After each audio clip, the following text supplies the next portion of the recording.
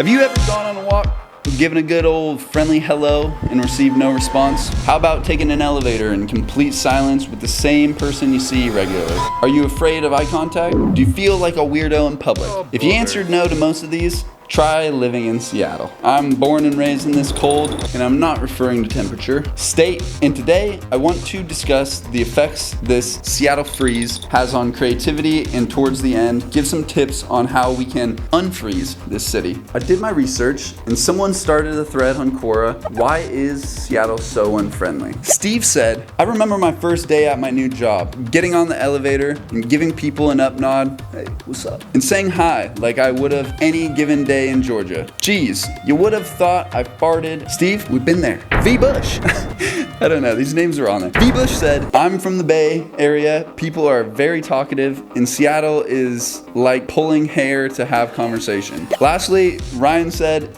it's the white people here that rub me the wrong way. Most are too self-absorbed and into their own intellectual superiority to consider the feeble concept of niceties. I resonate with this one too. Now, I've interacted with a lot of people in this city through Ventrait. I think we have done over 500 headshots this year. And my favorite question by far to ask people when I'm shooting is like where they're from, and then the follow-up is what are their thoughts on this city. And most responses, unfortunately, are very similar to those found on this Quora thread. But what's all this got to do with creativity? Well, creativity flows best through collaboration, and let me explain with a real-life example. When my dad moved from Kansas in the early 90s, he believed everybody would be like they are in the Midwest.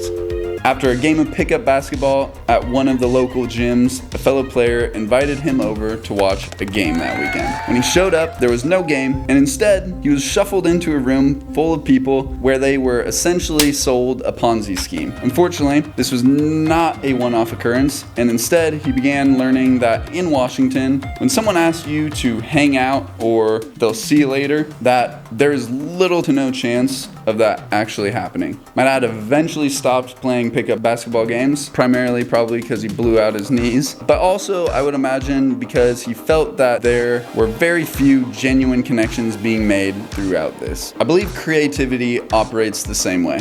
Creativity flourishes when people are selfless, genuinely curious, and take the damn steps to make shit happen. My best connections and friendships have developed from following through. So what is the point? I believe that if Seattle wishes to move in a creative direction or become another creative hub, this requires us as individuals to put more effort into our interactions with one another. A major driving factor behind how I've continued to take photos for 10 years has to do with the fact that I am continuously putting myself out there, and most importantly, I'm not doing so with the expectations of a return, meaning I do not pursue my passion projects asking for people in some form to help me out later on. I do not go out of my way to be nice to others because I think, yes, what can I sell this person? And believe it or not, I don't even do this right now. What I'm doing right here, this whole record thing, hoping that I will make a big name for myself someday. That being said, of course, I crank out content for my business and to survive. However, I move the way I move because being kind to others, telling stories, and capturing images not only makes me feel good, but I hope that it makes others feel good as well. Collaboration is the key to creative success, and the key to sports, and the key to connections, and really everything else. We all know you get further and more out of life and in life when surrounded by others. But this also requires you to say hello to that stranger, acknowledge others in the elevator, look others in the eye, and in general, put more effort into connecting with others. So,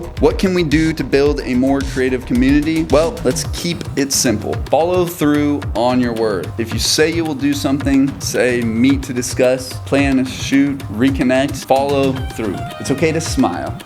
It really is. Probably won't receive one back if you're in Seattle, but when you do, it feels good. Everything starts with a smile, and who knows what that smile will bring.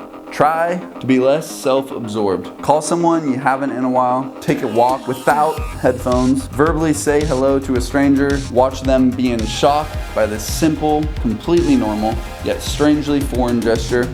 Wave a quick thanks when somebody stops for you at a crosswalk. And I know they're obligated to do this, but it's just fucking nice. Ask a grocer, bartender, server, someone you see in your day-to-day life, how they are doing, because it's cool to do so. I bartended for 2.5 years, and I think I got asked, "How are you doing?" 3 times by customers. But Devin, how does a smile at a stranger lead to making a community more creative? Well, I would say that that person is more likely to smile at the next stranger, and so on and so on. Maybe the next person that receives a smile in return replies to that friend or DM in a better mood, and voila, a rekindled friendship, a new creative project, or just another fucking smile has emerged in this city. Thank you for listening. I would love to hear others' thoughts on this. Comment if you wish. Follow Ventrait for more. Peace.